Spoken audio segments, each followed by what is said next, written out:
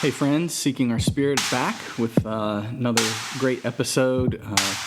Good friend and all-around great guy, my friend Jerry Askew, came to chat and had a great time with him, great conversation. So I hope you all enjoy.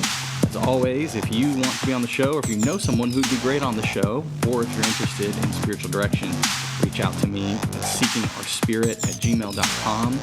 As always, hit the like, the share, the subscribe, and the support button if you can.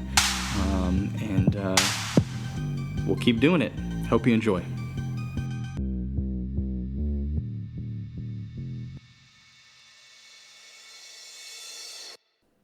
Mr. Jerry Askew, my friend, we're rolling.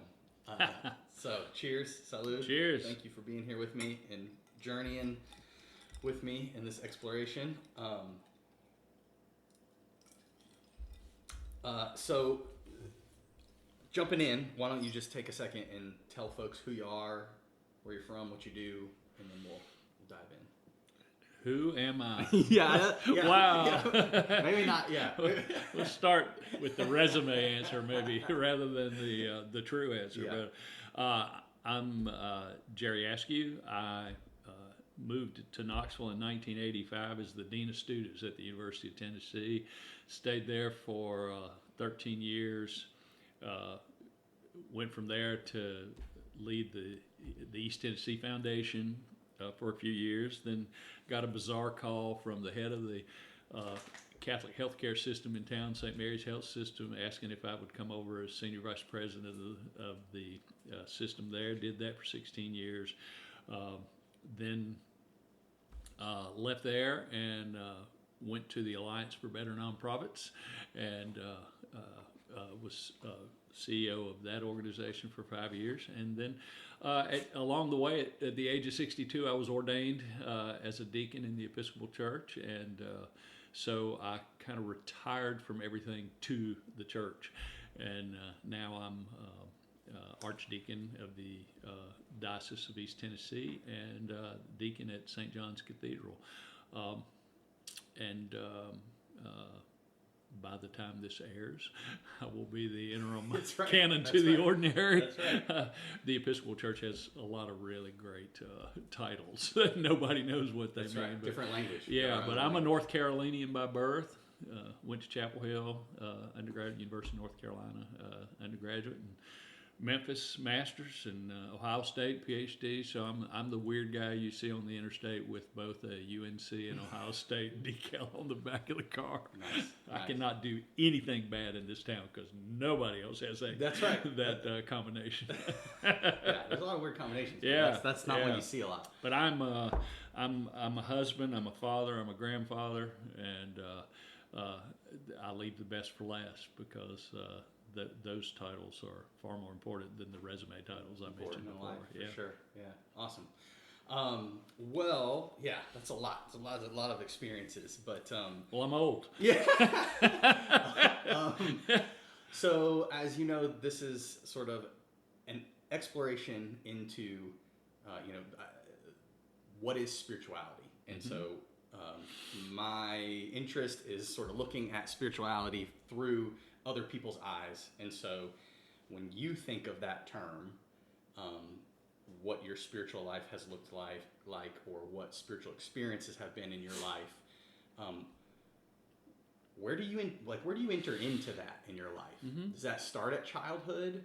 Is spirituality through institutional religion, or is it internal from the get-go, or is it something that happens later? Just when you think of spirituality in your life, where do you enter in?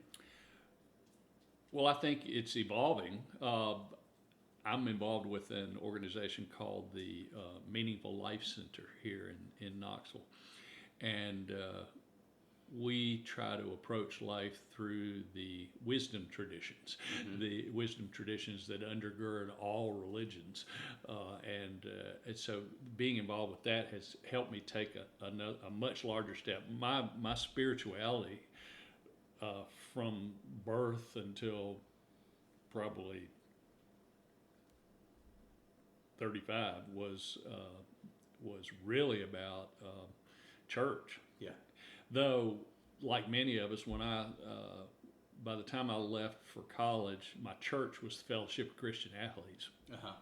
And but again, it was really church and religion versus spirituality. Right. It in was community, probably. Yeah, in some ways. Yeah.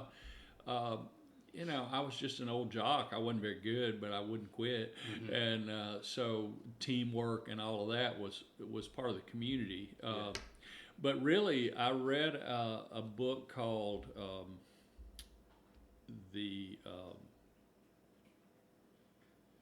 this is where you're going to have to edit it out. A book called A Course in Miracles. Uh-huh. And that really kind of led me down a path of spirituality as opposed to religion per se. And when was that? That was in about 1988. Mm-hmm. How old were you then? Like 34. Okay, so this is an adult life. Yeah, I was at UT okay. at the time working on the staff. But for me, it's interesting because I always have these folks that say I'm not religious, but I'm spiritual, and I hear that, but I always want to ask and I do often ask that second, third, and fourth question. What does that really mean? And for me, spirituality means there is something larger than me. Yeah. And there is a reality that is beyond our core senses mm-hmm. to comprehend. Mm-hmm. Our bodies and our minds are made to be able to sense what I can feel and what I can taste and smell, and et cetera, et cetera. But there is a reality that's beyond our ability to comprehend through our senses. Mm-hmm. And developing a relationship with that is what I mean by spirituality. Yeah, whatever that is. Whatever that is. Power, that source, that and God, I think right? the problem is we're humans and we speak and communicate through language. And language is, by definition, limited. Very. And so when you try to, well, let's just say it a different way. People throughout the generations have done their best to communicate their experience of that larger thing using the language they had available to them. Right. And so necessarily every single person's ability to communicate the existence of that reality is going to be limited by language. Yeah, it's not limited within themselves, though. Right. They know it. They can feel it. Yes, they can but talk about it. But how do I explain it to you? I know, it's crazy. I love one of my favorite terms. I feel like it comes out of someone really trying to do what you're talking about. And it was Paul Tillich, who's a Lutheran theologian, I believe. And he calls it the God above God. Yeah. As an attempt to say, like, look, all this stuff that you guys are talking about when you say God, yeah, there's that, but there's this other. But well, and for me, it comes home when I talk to people, some of whom are friends, who claim to be atheists. Yes. And I mean, I'm sure this was not an original thought, but because I don't have original thoughts, I just read a lot. But fairly recently, one of my friends just said, "Jerry, I appreciate, I admire, I respect what you do, but I'm an atheist. Right. There's just no such thing as God." And I said, why don't you tell me about this God you don't believe in? Because I bet I don't believe in that God either. Exactly. And as she went in, it was just such a patriarchal. Well, it's often, and you mentioned the whole spiritual but not religious, or vice versa. I find when people make those statements, more often than not, they're railing against the idea they were raised with of the church, not of God, or whatever the church taught them God was. Absolutely, right. And if you've had church wounds. Mm-hmm. And boy, the church has hurt a lot of people. If you have church wounds, then you're going to rebel against that. In my own life,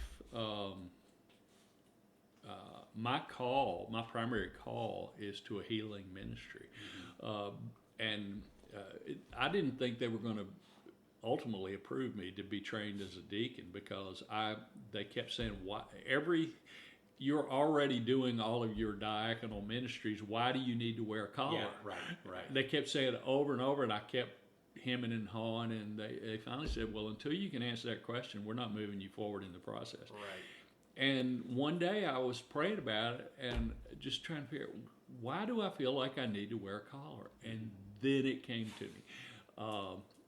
When I'm doing all those things out in the community, people say, "Isn't Jerry Askew a great guy?" When I do it in a collar, maybe, just maybe, one or two of them will say, "Wow, maybe the church isn't what I experienced it to be."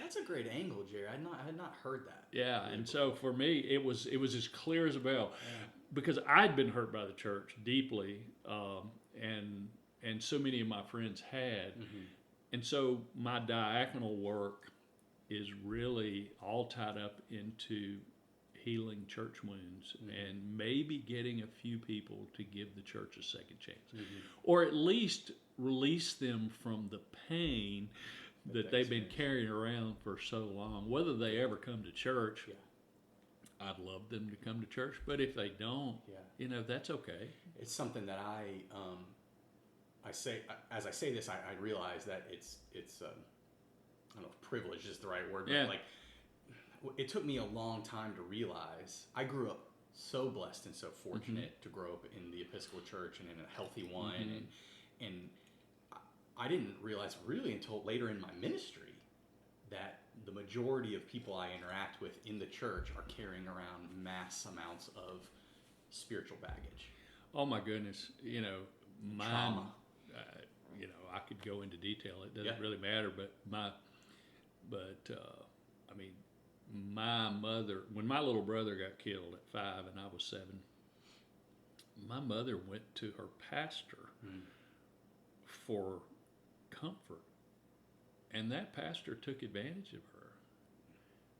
I mean, my mother is a spiritual hero. She's a religious hero. I mean, we were Southern Baptists, and we were there every Sunday morning, every Sunday night, every Wednesday night, on Tuesday night for missionary society, Thursday night for choir practice. I mean, it was all there. And she usually opened the door. It wasn't just like she was there whenever the door was open. She's there to unlock the door. Yeah.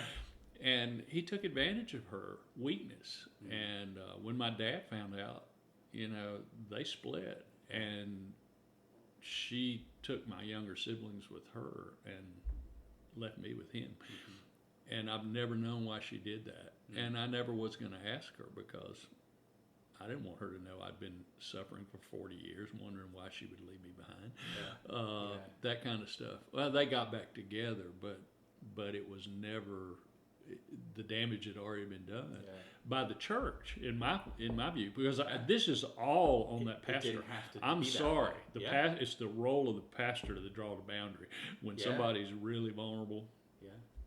And it's a huge responsibility. Yeah, it's a huge responsibility. Which is why we put so much work into, discernment with people. Right, and exactly. And if so, for me, I have found healing in the Episcopal Church. I found healing in a lot of ways, but with the good work of priests and deacons along the way who helped me struggle with that, and a whole bunch of psychological work along the way too.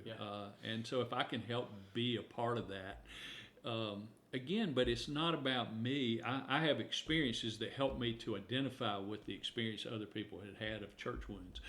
And but again, I'm not. While I work for the church, and I'm so grateful to have that opportunity. I spend a lot of time working with people who are not involved in the church, but they are deeply engaged with the divine and the universe. Right. And that's what I love. So I want to put two things together. I heard you say, one, it's that whole, you said some people say they're religious and not spiritual. And both of those terms are really common. Right. To me, it's a real inaccurate dichotomy, because that's right. I don't know that spirituality actually can be separated from anything, right? Everything is spiritual when you realize it. Exactly. Right?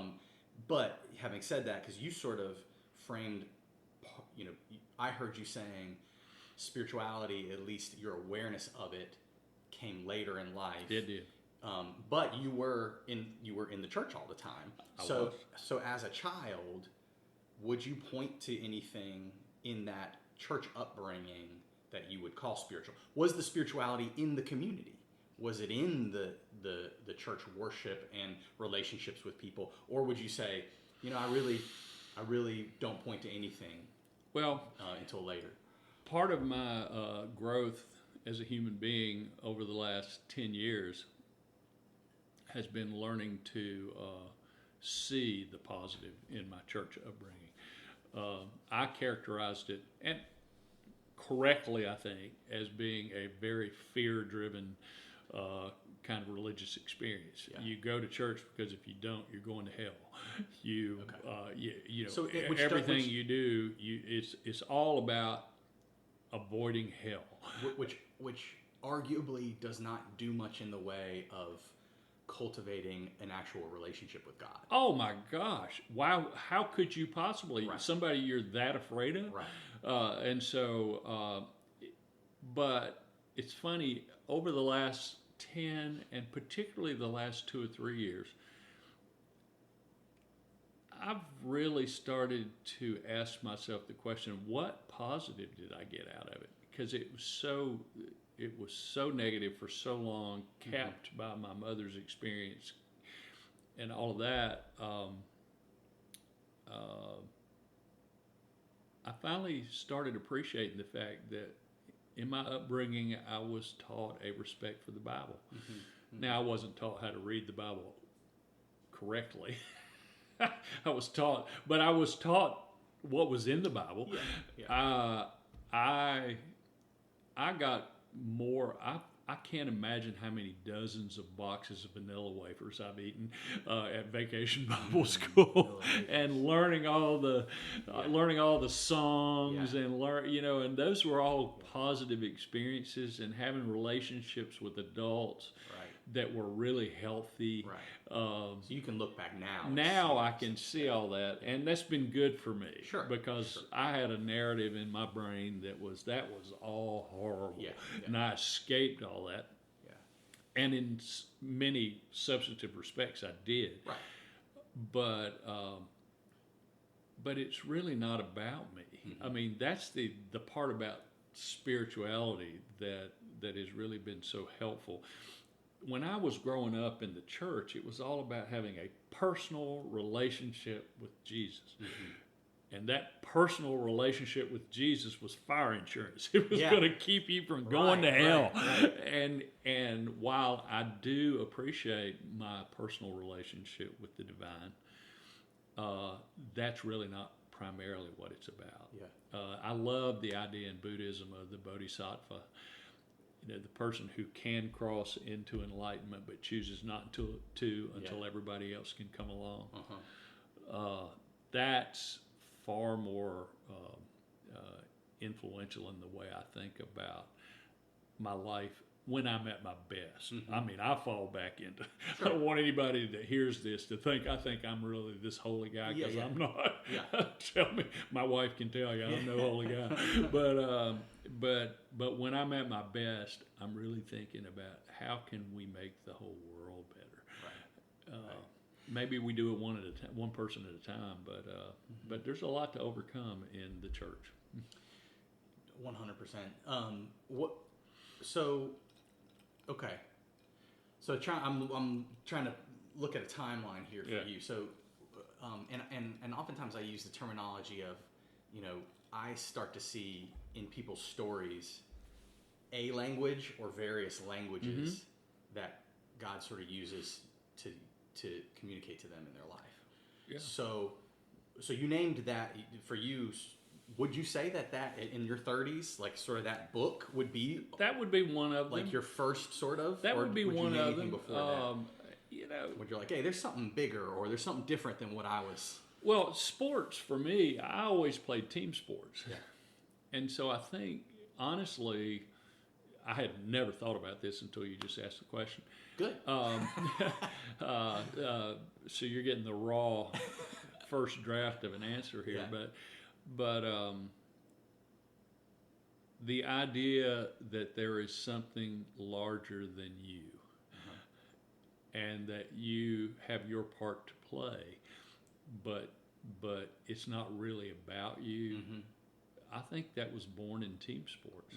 That's interesting. Yeah. And that's something you got to learn. It doesn't come naturally for a young person. Exactly, because as soon as we learn the words me, mine, and my, you want to be the star on the team. Well, it's all about you. Yeah. I mean, and honestly, when you look back at the story of Genesis, I've always thought it was fascinating. I can't remember where I learned this or heard it or maybe thought it up myself. I don't know, but when in the garden, we were all one. Right.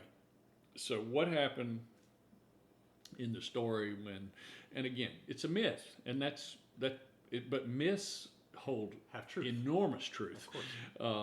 But it's in the story of the garden, when they ate of the forbidden fruit, they became aware of themselves. It was the birth of consciousness. Yes, ego. And the ego is a part of that, the birth. And so what's the first thing they did? They covered themselves. They put a boundary between themselves, person to person. From God. The second thing they did, they heard God coming down the path, they hid behind a bush. Right. They put a separation between, and what was the third thing? The third thing was that God said, He's going to put a separation between you and the natural order. Mm-hmm. So you're going to have to work to grow your own food. Childbirth's going to be a bitch. All of that. Again, it's all part of the story to tell the truth. And the whole of the Bible after that is God's trying to get us all back together into that shalom. Yeah. You're speaking my language, man. Because I always characterize these things we say in the church, the fall. I don't even care about original sin part of it. Yeah, to me, the fall is what you just said. That story is to point out that we have something in us that resists the Creator. Sure, and that's a story to describe why that is. Exactly. And for me, that explains why all of us have some sort of hole in us that we're always trying to fill with something. That's right. And we all do it in different ways. That's right. And it might be through knowledge, and it might be through love, and it might be through drugs or alcohol, and it might be through sex, it might be whatever, right? Yeah. It could be healthy things, could be unhealthy things. Absolutely. And we will do that till we die, until we actually are able to be in unity with that Creator again. Yeah, and we did at the Meaningful Life Center. Our founder David White led us in a great experiment. I'm going to preach about it in a couple of weeks, but it's a great experiment about what do you think happens to you after you die? And we kind of went through what all the great religious traditions talk about after we die. But the truth is, none of us know. Of course. Now, we can believe. Sure. But so he asked us to describe what we think happens after we die. Mm-hmm. And I said, I think I will be at one with God, and it will be a pleasant experience. That's about as far as all I you can can say. Yeah, man. Yeah. Now, and that's a belief. Mm-hmm. He said, that's a belief, Jerry. Mm-hmm. Because you can't know. Yeah. But what if you found out that, if you could know, what if you found out that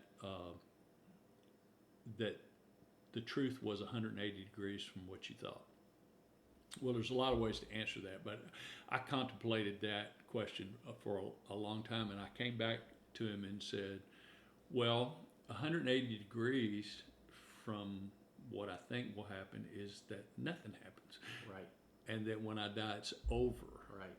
So then the third question became, if you found out that the truth is 180 degrees different from what you thought, then how will it change your life today? Right. How would it change the way you live your life? And for me, that question was really important. I mean, it's one of the most important questions in my life, because I said, I know there's a God because I experience God every day in 1,000 different ways.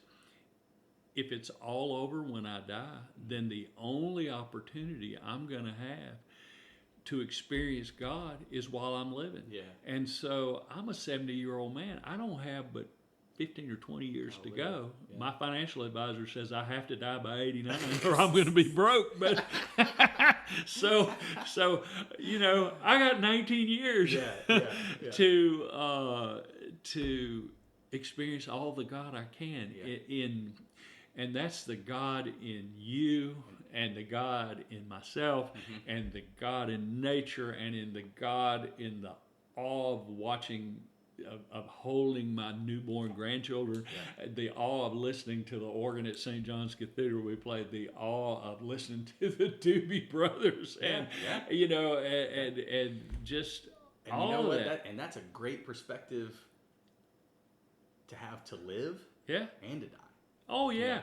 Oh, I have to tell you, one of the best sermons I ever heard. See, I mentioned in my in my resume introduction of myself, I spent 16 years working for St. Mary's Health System and its successor organizations. And one of the Sisters of Mercy told me one time, "Never forget, Jerry, we're not in the curing business; we're in the healing business." And that was the first time I ever made a distinction between curing and healing. She said it would be wonderful if we could cure everybody who comes to us, but sometimes their disease is too far gone. Sometimes the car wreck has just been too bad. Sometimes they're just old and their body's just broken down. We can't cure everybody, but we can always help them heal. And that healing takes all kinds of forms. Sometimes healing is seeing somebody finally accept the reality of their illness. Sometimes healing takes place when families who've been estranged come together over mama's deathbed. I saw healing take place in those buildings over and over and over, and I heard one of the sisters preach this beautiful sermon, and it was all about her best friend who had just died of horrible breast cancer, had just a tough time. And the last line of the sermon was, "My friend died completely healed." She was beautiful. at peace with her situation. She had confidence that it was going to be great. That she died completely healed, and that's my goal for me. I want to die healed. And that resonates with me, man. That it's so interesting because I still, to this day, I've been ordained for 16 years. I've been with a lot of people when they died. I've seen a lot of death. I still resist it to this day, and yet, right, if people were asking me the questions I ask the people I'm interviewing, a lot of my stories about encountering God or experiencing God's spirituality would be about sitting with people in death. It hands down the most holy experiences I've ever had. Absolutely. I was with a man not very long ago where he had been out. He had not had any eye movement. He had not given anybody a reason to believe that he was alive. And his wife asked. She said, "I think it's going to happen today or tomorrow. Could you come out and pray with him?" And I did. And when I said amen, he squeezed my hand. He was there. And I said, "Did you see that?" And she said, "No, what did I miss?" And I said, "He just squeezed my hand. He's here. He's fine. He's good. He doesn't need to open his eyes. He doesn't need to do anything because he's at peace." And he did not fight. And that's been every experience I've had. Now I've had my father-in-law when he died. He fought, he kicked, he screamed, he hollered, and he was completely out of it. He didn't. He was unconscious, but he was in a physical war. And another friend of that his might speak to that healing. Another friend of his who was a pastor and I were at his bedside. We were waiting. The family was so distraught. They were in another room, and I just leaned over and whispered in his ear, "Hey, Jack, it's going to be all right. I'll take care of your daughter, my wife." I said, "Every member of your family's got somebody to take care of. It's okay if you go." And he just relaxed. It was amazing. It was almost, it scared me for a minute. I didn't know if he died. But he just relaxed. And his friend came over and said, "Yeah, Jack, I'm going to take care of this, and you don't have to worry about that." Thank God you all did that, right? What a gift. Because then that at least gave people an understanding of why he was fighting. And we could tell it to his family. So his family could find some healing in that as well. But I know it's weird. People say, "What's your favorite part of being clergy?" I said, "Funerals." Oh yeah, 100. Oh yeah, 100%. Yeah. Weddings make me crazy. Yeah, it ain't weddings. I'll tell you that. Sorry, all those people I've married. Yeah, out there. I know. I mean, and I've had some great wedding experiences too, but Yeah. nothing like a funeral when you can be a part of the healing process in some way, and every family needs it differently. Yeah. Something you said triggered me though, not triggered in a bad way, but you're talking about. This was back, so I'm going back to sort of our understanding of what God is or higher power, whatever. Oh, the question about what happens to you and what if it's 180 degrees different made me think about, actually, this is purely metaphysical, Right. probably pantheistic and animistic, I don't know. Yeah. But like, I actually, in some ways, would argue we can 100% know. It just depends on the semantics in the definition. Because at the very minimum, at least me, Brett, I'm comfortable saying one possibility of the definition of this thing we call God could just be the matter and energy of the universe. And in that sense, if nothing happens to us and we just go back to that I'm cool with that. Again, this is where that's union with God still. My Buddhism comes in because I may have told you this story before, but on the last 5 minutes of the last interview of the last day of the Commission on Ministries, you pulled the Buddhist card? I said, by the way, I know that we're wrapping this up and this afternoon y'all going to vote on whether to put me through. I said, I guess I ought to tell you one thing. It was like my wife's kicking me under the table saying, you're not going to blow it now after all this. And I said, I am a Christian, but my Christianity is deeply influenced by Buddhism. And I just got quiet. Mm-hmm. I said, and I really need y'all to know that because I'm not changing. And they looked at each other, and one of them looked at the other one, and they burst out laughing. And they said, "You're an Episcopalian. Of course you're a Buddhist." Yes.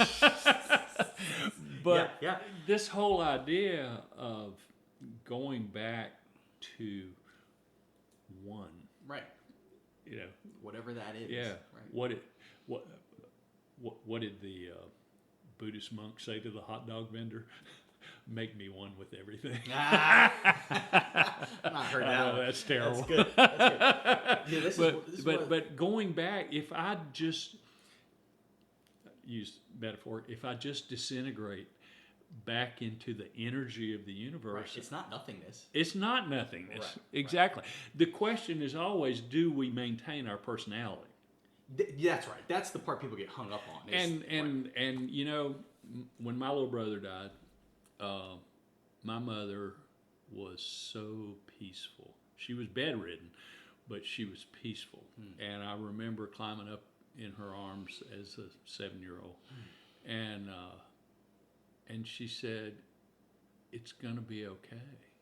She said, I don't understand it. I remember this was like yesterday afternoon. I don't understand why Gordon had to die. But one day I will, and when I get to heaven, I'm going to ask Jesus why. But it's not going to matter that much because I'm going to be with Gordon again. Yeah. And while that to me is not my understanding, for her, it enabled a mother of a 5-year-old child who had died to survive, and praise God for that. Sure. Whatever she needed, that was her understanding, and she went to her grave looking forward to seeing her baby boy again. And bless her. Yes. Well, and this would totally send us down a tangent, but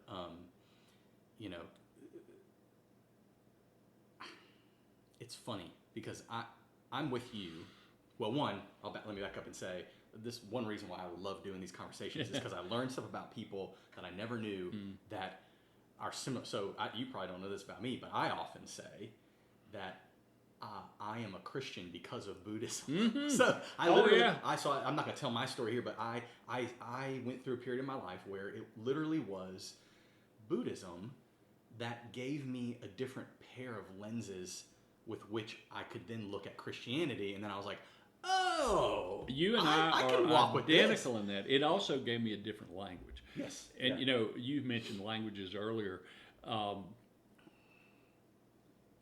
When I deal with people in spiritual direction, sometimes they need the language of psychology.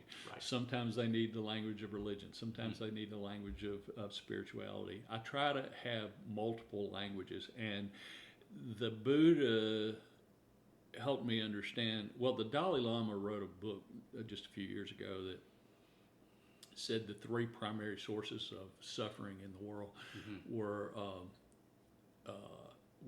disproportionate lust, attachment, wanting things, always striving for things, disproportionate anger, which leads to hatred, and then ignorance, the false belief that we're all individuals, when in fact we're all one. Yeah. We're all bound. Yeah. Yeah. And that's a spiritual idea that has been around for generations and centuries, and that, in fact, that's one of the underpinnings of the wisdom traditions. We're all a part of something larger, and Jesus talks about that in beautiful language. I am the vine, you are the branches. I am in you, you are in me, I'm in my Father. I mean, that is.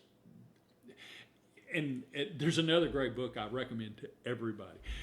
It's by Cynthia Bourgeot, and it's called The Wisdom Jesus. And she points out something that I think is really interesting, because it's not only possible, I think it's probable.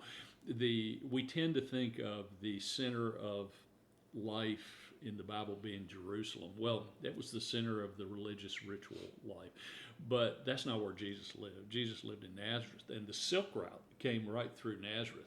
And so it's very possible, and it probably even probable for a person who could read, Jesus could read, a person who was really, how he got his education is kind of astonishing. But it's a mystery. Yeah, but it's entirely possible that he had conversations with those people from the East that were going through. And Buddhism was 400 years old when Jesus lived. And so I don't find it unusual at all that Buddhism and Christianity flow together. Well, I know we're going down tangents, brother, but there's to support that tangent, there are theories and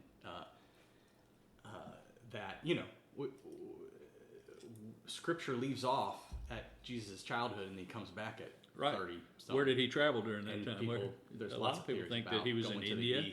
It was and then since we're talking about this sort of thing, and since that's part of your story too, I assume you've read Living Buddha, Living Christ. Oh my God, well, that was honestly, I would have to say that that was the book. I talked about A Course in Miracles, but Living Buddha, Living Christ was the first book, and I was in my 30s when I read that really gave me that extra.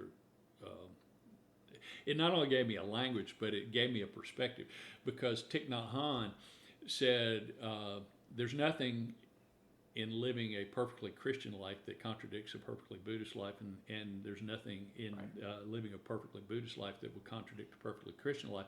So if you're a Christian, be a Christian. If you're a Buddhist, be a Buddhist. Right. And I love that, because it's the first time that somebody was trying to convince me to come over to their side. Yeah, right. It was just doing the opposite. Right, that's right. Yeah, and gosh, now I'm going all over the place, but I had an experience once. I guess this is related, unrelated, where this is part of that journey of having a new pair of lenses. I had to write a paper in my world religion major at UT, where the assignment, it's funny because it was a course on Islam, but the assignment, the last term paper, the professor just said, you can write on any topic you want as long as Islam is involved in it. So I was like, okay. So I think I was already sort of on a bit of this journey, and I got real interested in, I think I had already started to recognize that when you look at any religion, there's the sort of institutional part, and then there's what I would call like the mystic thread. There's no question. And you can sit and look at that, and then if you pick up on the mystic thread of any religion, that's where they all coincide. Yeah. And I had this experience where, so I said, I'm going to write about the mystic thread or sect, if you will, of the Abrahamic religion. So I'm going to take Judaism, Islam, and Christianity and find the mystic thread. So you had the Kabbalah, Well, you so- had Essenes, or Well, however you describe it. so this is what was crazy about it. And maybe this is not totally accurate, but this was an experiential sort of thing Okay. for me. So, yeah, right away, I just naturally was like, okay, Kabbalah, Judaism, Sufi, Islam. Right. Islam. I do all that research. And then I'm like, okay, mysticism of Christianity. Mystic sect of Christianity. What's the mystic thread of Christianity? And literally, I'm on my knees in the stacks of the UT library, something down in the bowels somewhere, Right, you know, yeah. like, and I'm on my knees searching for these books about mysticism and Christianity, and I just have this, I guess, an epiphany where I went, oh, Christianity is at its heart mystic. It's just that we've institutionalized it Right. and bled all that out. Right. And You I was can't. like, That's exactly right. you know. I mean, Jesus was a mystic. Yeah. You know, Saint John of the Cross, the writer of the Cloud of Unknowing. I mean, all of those. There's a mystic tradition, a mystical tradition, that really is at the core of who we are. Yeah. But we've gotten institutions in the way. The church is a arguably God-inspired human organization. Yeah. And so it brings all the foibles that egos bring. Right. And that doesn't make it bad. You just need to know what it is. It's kind of the same as reading the Bible. You know, if you forget that all the gospel writers and Paul all had an agenda. Yeah. Each one of them was writing to a group about something, trying to convince them of something. Yeah. That's why John is so dramatically different from the Matthew, Mark, and Luke, because John was speaking to people who had no expectation of a Messiah. Right. Totally different. I mean, context. if you started talking to the Romans, you know, to all of them about this Messiah that had been promised in the sacred scriptures, they would look at you like, what are you talking about? Right. But they did know the Logos. Right. In the beginning was the Word. Right. They knew that. So he was convincing them that Jesus was the Word, the manifestation of the Word. I think there's great. You were a lucky guy that you were introduced to even the possibility of world religions as an undergraduate. But that was hugely important in my life. Yeah, and somebody said to me, I asked one of my friends whom I respect, why was he a Christian? And he said, I think there's great truth in all the world's great traditions. Jesus is just the best manifestation I've run across in my life. And so I'm a Christian. That was such an intellectually honest answer, and one that I could live with. Now, as I'm more and more exposed, I think God exposes himself to in so many different ways. I had a great burning bush experience 2 years ago that I have not ever shaken. I don't want to shake it. I want to remember it every day. But I was doing one of my spiritual practices, which is most important to me, is walking meditations, and it's very simple. You decide on what path you're going to walk on, and you try to just focus on what you feel and on your skin, what you smell, what you taste, all of that. It's really a mindfulness walk, to be in the moment. Yeah. And it was 2 years ago on the morning after our last snow, and I live on Cherokee Boulevard, and I just walked it. I told my wife, I said, I'm going to go for a walk. I wrapped up really like that little guy in the Christmas Story who can't move his arms, you know. And so I went for a walk and golly, it was great. I could smell people were burning wood in the fireplace. I heard, as the snow was falling off the magnolias, I heard the kind of crashing down. Birds were going nuts. It was 14 degrees. Every one of the slightest breezes just stung my face. Right. I mean, I was just in the moment. And I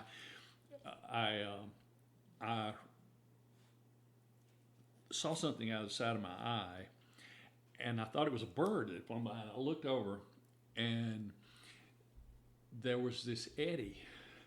It was a little miniature tornado, and there were 4 or 5 little leaves that were in it that were just spinning and spinning and spinning and spinning, and the little eddy would jump over to this place, and it would jump over to this place, all over the fresh snow, and as the eddy was sucking up, it was sucking up the crystals from the snow, so it was this magical little, fantastic little miniature tornado with these leaves just spinning and spinning in it.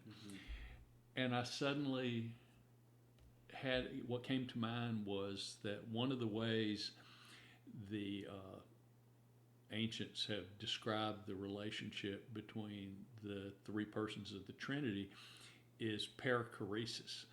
And it means, it's a Greek word, it means the dance. And here I was experiencing the dance, watching it, but then I felt drawn into it. I was invited to come into it. And so I was dancing with the persons of the Trinity and with others that had joined the dance as well. And it hopped over here and it hopped over here, and then finally it went over the water and dissipated. And for me, there was something larger. It was a spiritual, holy moment. It was like I felt like I should take my shoes off because I was standing on holy ground. Man, I love that story because it brings to mind too, like, you know, someone can hear that story and go, well, that's just natural, whatever. You explain away. It's science. It's, whatever. I love that. So people listening are going to get so annoyed with this. I say it all the time, but I love Richard Rohr says that when he says, when I talk about mysticism or mystic, all I mean is experiential. And I love that. Because it's not some woo out there thing, but it's what you just described. Like, I can tell you why that happened and what was going on, but that doesn't matter. It's when you're in, these other words we use is like when you're in the flow or the zone or the mindfulness, when you're in the moment, you can experience everything, and it opens up something. And what's so bigger and more powerful. What disappoints me so much about us is we don't give it a second thought when Michael Jordan says, I was in the flow. I mean, I remember one night when I was playing basketball in high school, I was just in the zone. I mean, I scored, I think, 32 points that night. I had like 15 rebounds. But I remember one particular trip down the lane where all of a sudden I could see, I knew where everybody was. And I faked a pass and then took up and shot, and it dropped. And there was no question it was going to drop. I mean, it was almost not even conscious. It was not conscious. And if you've ever been in that place, that's what that is. As a sport, that's what it is. But when we put it in religious language, then people go, oh, you're weird. Exactly. When the reality is you can walk in that state of mind. You can live in that state of mind. It ain't easy. And that's the whole point of spirituality, is to try to have more and more of those moments. The great mystics, we read all these stories of Teresa of Avila and all these folks and I love reading those stories because it inspires me. But they didn't live in a constant state of that. They had times when they had to go to the bathroom real bad. They had times when they were pissed off at one of the other women in the convent, or one of the other brothers in the monastery, or they had all those, but it was those times that they did experience the divine, and they wrote about it, yeah, right, so that we could know it was possible. right. And so And I again, think there are ways you can cultivate having more of those experiences, but the truth is, and this is one of it's just the truths of spirituality, when you set out to have those experiences is when you're least likely to have them. Of course. Because that's ego. Your ego wants to You're experience that. You're trying. You have to just put yourself out there. Yeah. And if it happens, it happens. And so I don't know if I'm going to articulate this well, but so what's come together for me, this is a great conversation, but like back to that world religion point and the mystic thread, back to a couple things we've been talking about. When you step back and look at it, like, well, one, that was part of my experience, is realizing that, that has been Christianity all along. Mm-hmm. It's always been there. The mystics, the desert fathers, right. Jesus was that. Like if you think about it, Jesus went and prayed in the desert for 40 days. Right. That's not, I'm stealing this from other stuff, but like, I don't think that meant he like prayed words incessantly for 40 days. No. He was in the zone. He was in the flow. Exactly. He was one with everything. Well, Paul, when he calls on us to pray unceasingly, Same thing. That doesn't mean you're on your knees and Right. and you're. I mean, let's face it. I mean, 40 days. Right. But people don't want to look at what we're talking about as prayer, but it is. It is prayer. I think it's the most pure form of it. Well, it's communicating with the divine, and so you communicate. Sometimes you communicate in words, but how many times have you? Right. I would speak to my own marriage. Some of the best times in our marriage is when we're not saying anything to each other. Sure. We're sitting in our matching two old folks recliners, or Another thing it makes me think of is, from a religious standpoint, is the Eucharist. And so what is that? Jesus had a meal with friends. Mm-hmm. Normal, everyday thing that we do all the time. But he was saying, this is holy. Yeah. This is it. And then what do? We take that thing and go, we're going to repeat this again and again and again and again and try to make it holy. Right. Exactly. Well, and it's funny, the Eucharist has been a place of particular spiritual growth for me. I said for years, and I still maintain that I'm not completely wrong anyway, that the first casualty of ordination is worship, because you're so busy trying to make sure we do all the right things at the right time. Yes. And it takes a long time to be able to be in the zone. And for me now, after having been ordained for nearly 8 years, I'm just now getting back to where I can actually worship during the service, and that I can actually. It's still hard during sermons, Yes. but the sermon part, because you got 10 minutes to say something that might help people grow closer to Jesus, and so but in communion though, I think I finally discovered it with children when they came up. And different parents have different views about whether they want their kids to have communion, but I'm always eager.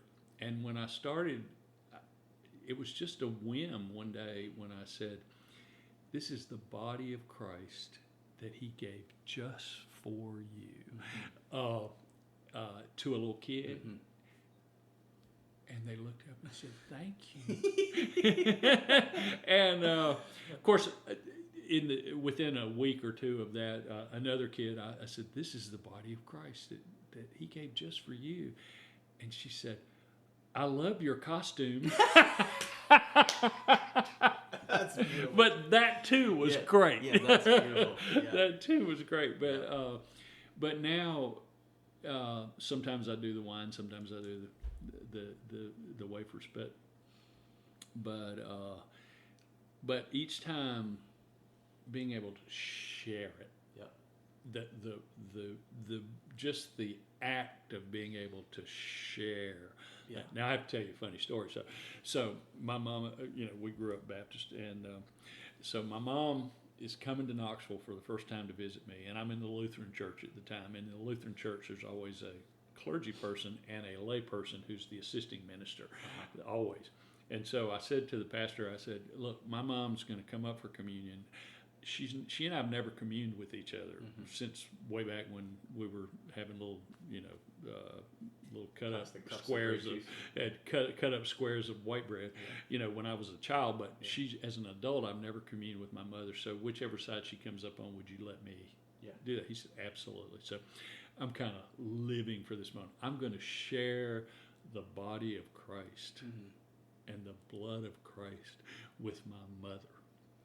Yeah. And I lived all week on that thought. And when she came up, I tore off a piece of the bread and I put it in her hand and I said, Mama, this is the body of Christ given for you. And then I went on.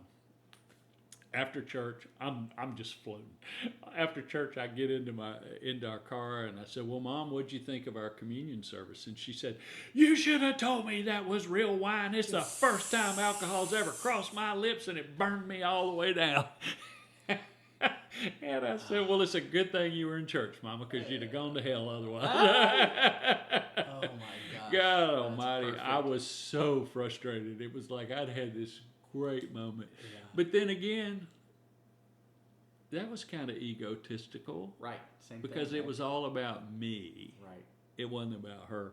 And the truth is, I mean, she was married to a violent alcoholic for 55 years. Yeah. My dad was like, surely alcohol crossed your lips at some point.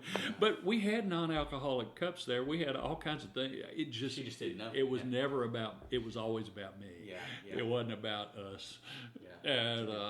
And so I have a world-class self-centered ego. I mean, I fight it every day. Well, we all do, man.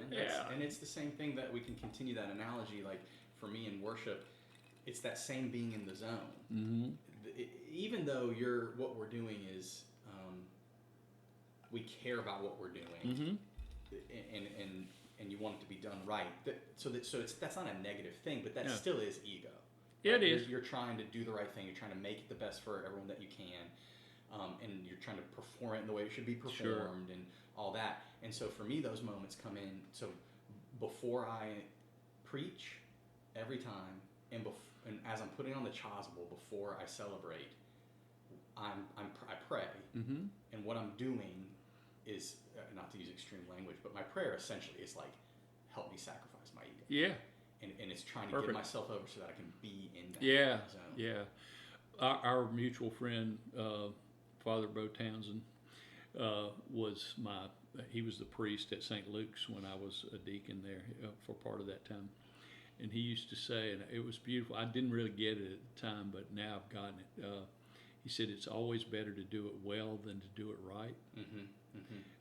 And if you feel the need, I'll give you an example. Again, your listeners may think this is ridiculous, but there are things that priests can do and things deacons can do, and they don't always overlap. And so deacons don't absolve, bless, or consecrate.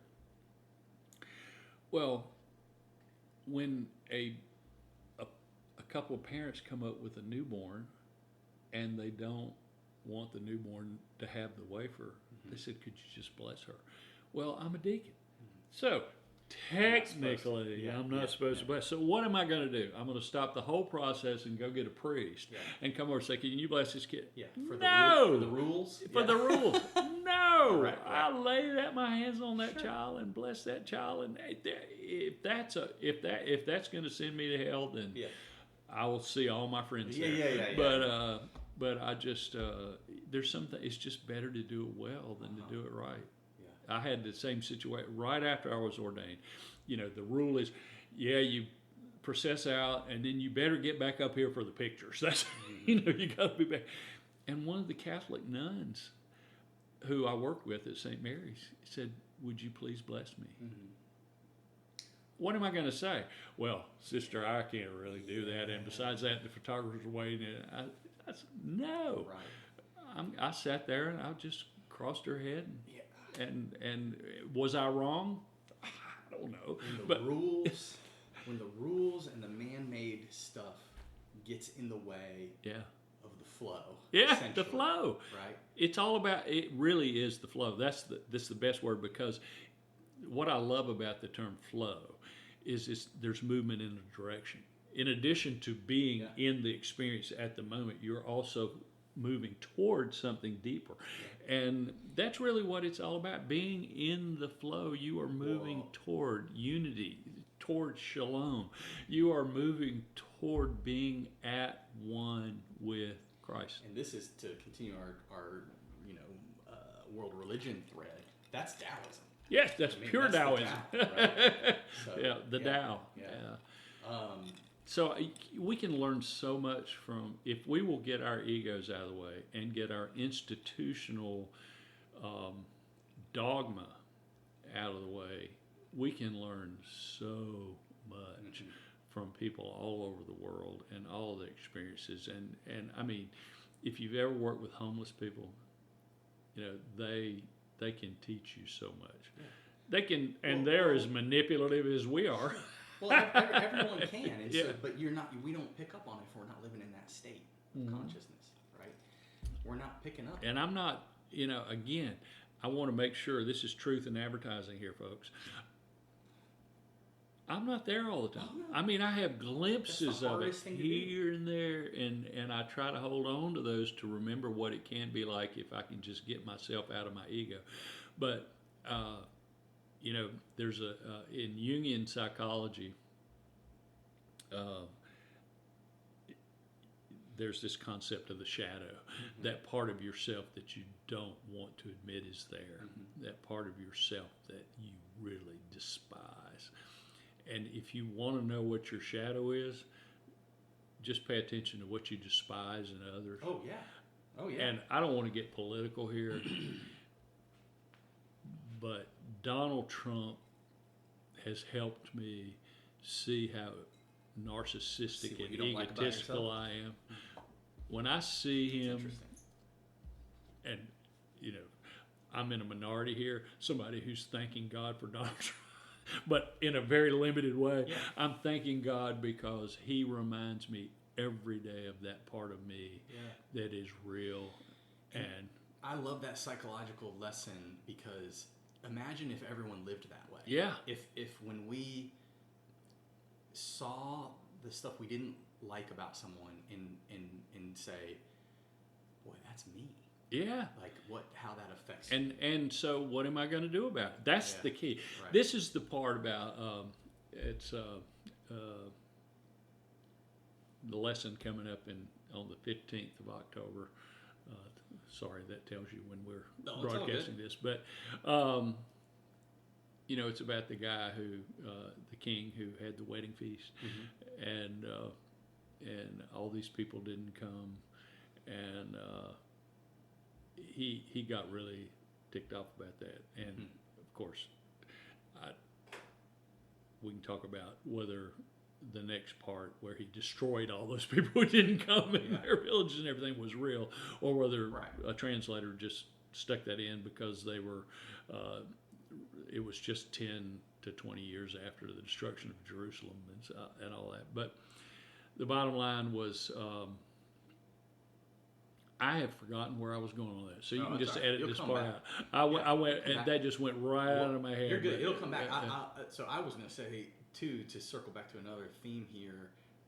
Now this goes way back to what we were talking about afterlife and all this stuff. Something that fascinates me is that now science, it may be fringe science,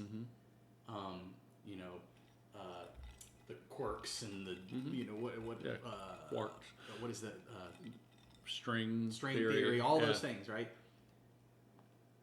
That's all starting to corroborate the teachings of world religions that have been around for thousands of years. We see it every day. I read a book just recently, Why Buddhism is True. And I expected it to be an apologetic for Buddhism. It had nothing to do with that. It was all about brain science. Yeah. And the scientists are finding out that using entirely different language, the wisdom traditions Right. are true. Right. And so the title's unfortunate because it's not just Buddhism. Yeah, Right? It's yeah, all exactly. of what we're talking about. But it's the mystic. It always tickles me when people talk about the conflict between science and religion. Mm-hmm. Mm-mm. Religion was the science Right. forever and ever. It's only since the Enlightenment that we've made that separation, and some of the greatest minds in history have concluded, of course, there's a God. Mm-hmm. I mean, there has. I read something. I wish I could remember where I read it just this past week. It said we spend so much of our time trying to order the universe, Mm-hmm. and then we realize the universe is already ordered. Yeah. The key is for us to get in harmony with that order. Yeah. Now, in religious terms, we could say, be in the will of God. Right. It's the same thing. Be in harmony, right. But it's the and what is that power? Well, you and I would say that ultimate power is love. Right. I mean, you can say it, the creative force in the universe, Sure. or you can call it whatever you need to call it. God, that's where we go all the way back to the beginning of this conversation with people who say, I don't believe in God. Well, tell me about that God you don't believe. If you're talking about an old guy sitting on a cloud who's a patriarchal, and even my daughter picked up on it when we were going down to St. John's one day. She was 9 or 10. She said, Daddy, what I don't like about our church. And I said, what's that, baby girl? Everybody acts like God's a man. There's a roll, girl, because we've been raising her as a feminist from day one. But she said it's like even in the Episcopal Church, which is as open-minded and liberal as a traditional denomination is in the United States, I think. Even she picked a 9-year-old, 10-year-old girl picked up on that, and I was like, "I'm so sorry, honey." I said, "God's not a man. God's not a woman." The Bible was written by a lot of old guys who lived in a society where men dominated. Right. Sure. And so they put it in the language they understood. But you're spot on. Yeah. God's not a man. God's not a woman. And that similar angle there with the church. One of the most frustrating parts of my ministry is the sad reality is all the things we're talking about right now, right? This entire conversation about the mystic, the flow, the mindful, all of that is somehow not really taught and not really understood in the church. And that makes me sad because I'm like, that's what I wish to most impart to the church. That book by Cynthia Bourgeault I mentioned earlier, this whole idea of the wisdom Jesus, that's why I love this book, because it helps you understand how to interpret what Jesus said through that broader perspective, that broader understanding. And it's really about, in my view, the primary message of Jesus was about our need to transcend the dual perspective. Yeah, dualistic. Yeah, Jesus was saying we are one. And but our egos, again, from the bottom, our egos say, once we learn I, me, mine, my, if you're not me, then you're separate from me. Yeah. Man, you remind me of this anecdote. Two quick anecdotes. One, I don't know if you remember Peter Kanye. Yeah. Peter Kanye was with me in discernment, went to seminary with me. He's from Kenya. God bless him. I don't even know where you are anymore, Peter, but beautiful soul. But he told a story once about growing up in Kenya, and it's this point. Yeah. And he said, and this is just mind-boggling to me because it's as if he witnessed. It's as if in his growing up in Kenya, the culture was at one point so communal that there wasn't the I in me, and it shifts. So he tells this story. He says, when I was a boy, I would lay out under the stars wherever I wanted to and sleep, and not worry about a thing, and not worry about what happened to me. And no one did. Everyone just went wherever they wanted to and laid out. And he said, but when we realized as a people, he said, that we were individuals, you could no longer lay out under the stars. That is a beautiful story, and it mirrors my experience, because when I was a child, our parents never thought for 1 minute about us spending the night outside. And we'd always say we were camping, and we would put up a tent and build a fire, and then mostly we were on our bicycles at 4 o'clock in the morning, riding all over town and having a ball. And when my children came along, there was no way in the world that I would allow that, because I just became so fearful. Of course. I was just so afraid somebody would hurt my child. And there were there were people. I was sexually abused as a child in my hometown of Ahoskie, North Carolina. So it's not a matter of whether or not it was real and it was there. But now with social media and with all the messages we get about how terrible we are and how horrible the world is, and in my Bible study this morning, we had a really deep conversation about some of our members believe, some of the people in our Bible study, we've been together for over 20 years, believe that there's something horrible that's about to happen and the world is about to really experience. One person said a complete collapse of our culture, our society. Well, that's all it's being said out that's there. what it's being said. And others of us said, we believe in the resilience of our core culture and core beliefs. But the truth is, the Roman Empire, arguably one of the greatest empires of the world, it was at its peak for about 200 years. And so it can all collapse, but does that mean it's the end of the world? Not necessarily. I mean, what grew out of the post-Roman Empire wasn't all bad. Man, so many things, man. It's probably disjointed now, but one of the other things I was going to say about the science and spirituality. Yeah. Shout out to Andy Hicks, who's a member at St. Elizabeth's, but he said, this is a great analogy. He said, it's as if science is climbing the mountain of truth.